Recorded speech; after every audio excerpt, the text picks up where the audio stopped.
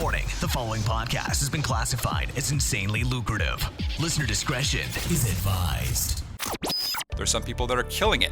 They're just like really crushing it, doing 6 figures per month. But these guys have been doing it for a while. They have the search rankings, they're on page 1 organically for a lot of the terms. Your attention, please. Listening to the AMPM podcast may cause recurring revenue streams and unfair advantages over your competitors. Other side effects may include fatter wallets, fired bosses, and longer vacations. Listen at your own risk. Here's your host, 7-figure entrepreneur and online marketing madman, Manny Coates. Manny Coates. Hello, everybody. Welcome to the AMPM podcast. This is the podcast where we discuss generating recurring revenue 24 hours per day during the night, during the day, during the AM and the PM, hence the name of the show. As a matter of fact, I was just playing an iPhone game called Incorruptibles, and I was making money while doing that. How cool is that? Pretty cool, I think. My name is Manny Coates, and I'll be your host. And in today's episode, I want to talk about using review sites to see what not to sell.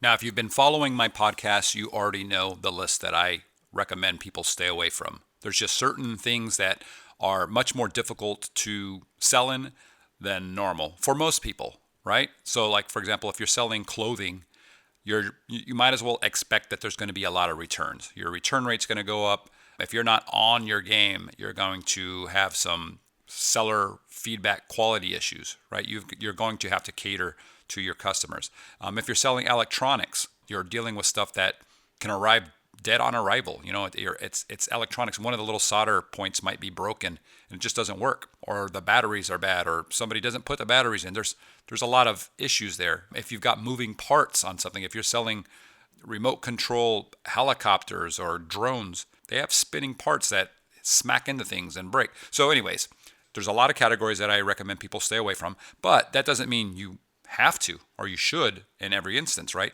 Matter of fact, one of the categories I tell people to stay away from, I actually have a product in.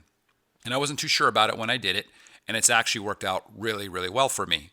The product itself has minimal electronics on it, but it's in the electronics category, and I'm happy with it. So the return rate is relatively low, below 1%.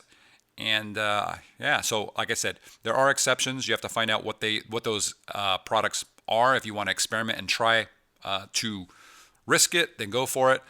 But if you're just starting out, I always say, why jump into a category that is potentially going to be difficult?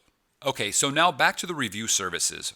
Review services, as you probably all know by now, are services that you can go to. You pay a fee, whether you're paying on a per item basis or a monthly fee or whatever the case might be, but you're paying to get the members of these review services to review your products. And this happens by you taking your product and giving it away for free or heavily discounting it.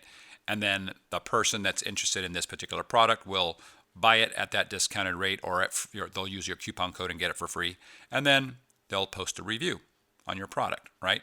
I actually did an episode, I believe it was episode 2, where I talked about review sites. So I won't go into too much detail now about them. If you want, listen to episode 2. It was actually how review sites might be stealing your product ideas. But for this episode, we can use these review sites to actually figure out what everybody else is selling, right? Back in episode 2, I said, hey, beware. Not everybody on these review sites are buyers looking to, get free products or discounted products. You're going to have your competitors on there that are subscribed and are looking at all the offers that are showing on these sites to see what a hot new product might be. That said, you can go on there, you can sign up, you can look through all the offers, and you're going to start noticing a pattern, right? You're going to see the same types of products coming in week after week after week. I know I have, right? So we run a scan on everything, and we can see that there's just certain products that I think you should just stay away from because everybody's jumping onto them, right? I mean, why do you want to get into a niche, specifically on a product that you're constantly seeing coming up every single week in these review sites? You just got a ton of competition. So let's talk about some of these products. Now, that said, if you are selling one of these products and you're doing well, you're doing great, then thumbs up, because you're beating the crowd, right? You're beating the majority of the people that are out there. I actually know people that are in some of these categories or selling some of these products, and it's difficult. So let's talk about some of these products.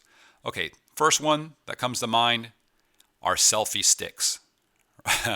I was at a Christmas party, white elephant, and out of the presents that were there were 2 selfie sticks that were brought to the party. So that was a sign for me. But looking at the review sites, they're everywhere. Every single week, some new person is on there trying to get reviews for their selfie stick. Stay away from these things.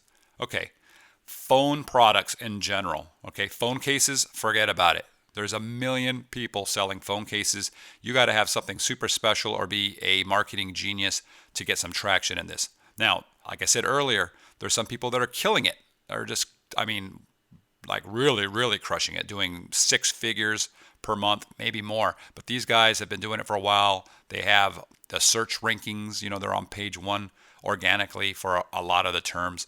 And you're also going to be dealing with a lot of the big brands. You're just going to be, it's going to be an uphill battle. So phone cases, I would run from that. And I actually almost got into that. I had a story where I told in a previous episode, one of the beginner series, where I had ordered a bunch of samples, just a ton of cases, and luckily I didn't go forward with it. But had I actually moved forward with it and I ordered thousands of units, I'd probably be in a scenario where I have a failed product. So iPhone cases, stay away. iPhone screen protectors, or any phone screen protectors in general, are probably a bad idea. There's just a million of them. And I understand why. You can get these things for nothing, for cheap, right? They cost, what do they cost? They're like 25 cents, maybe less. I don't even know. There's different versions, right? Different kinds of screen protectors. But you can get these things so cheap that you can have a massive amount of inventory for nothing.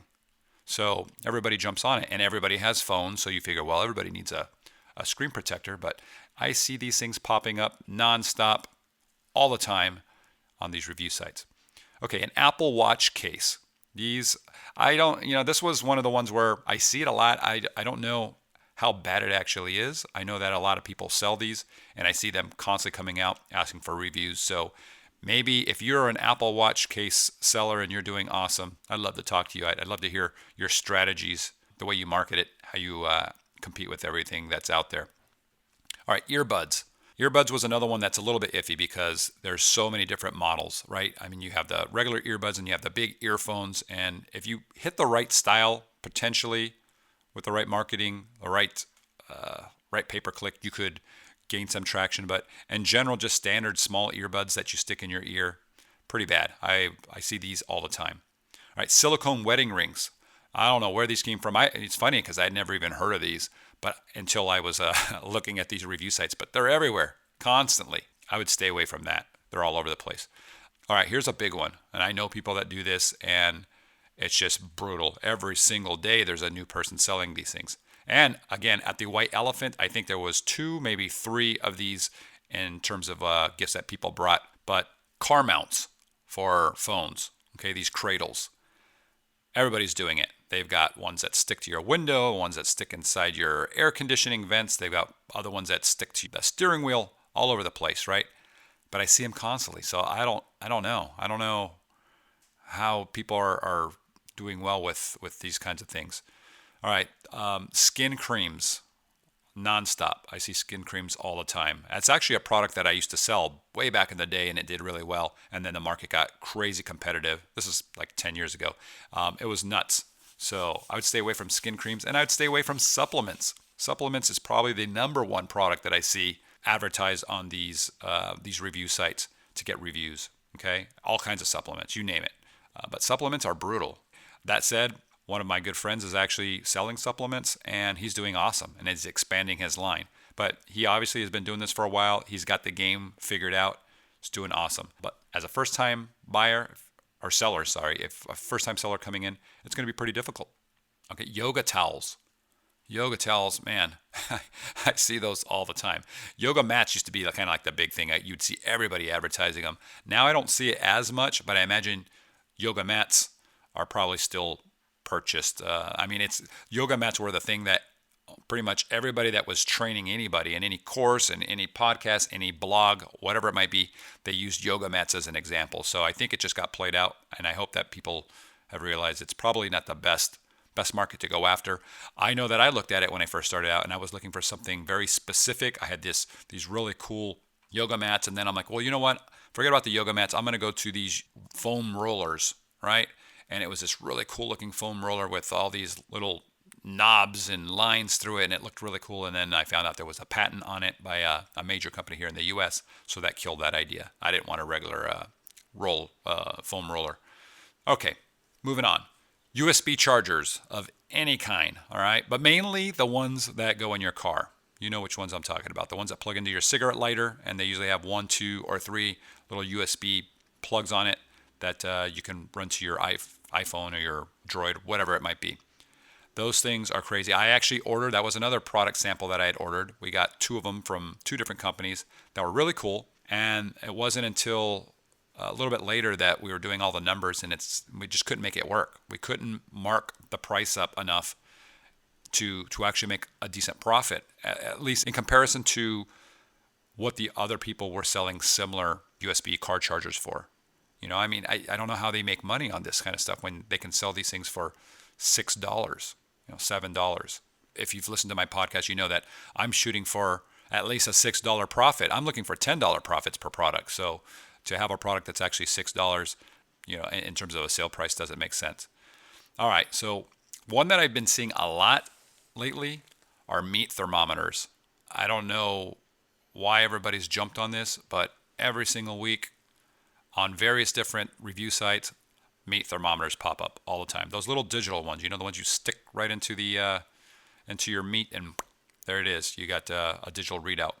Those are being pushed like crazy. Okay, and then finally, the last one are the LED headlamps. Okay, these look actually really cool. I actually got one of these as well for Christmas from a buddy of mine, and they're awesome. I think at least the one I got is awesome. It's a high-end one, but I see them all the time. Every week there's a new headlamp being promoted by somebody. So those are the things that I've noticed recently, like probably in the last month, and maybe it's skewed a little bit because of the holidays and everything that has been happening, but I see them nonstop, and I think it's probably something you if you're thinking about it, stay away from it. If you're already in it, I'd love to hear from you. Let me know how you're doing with it. If you're doing well, if you're struggling.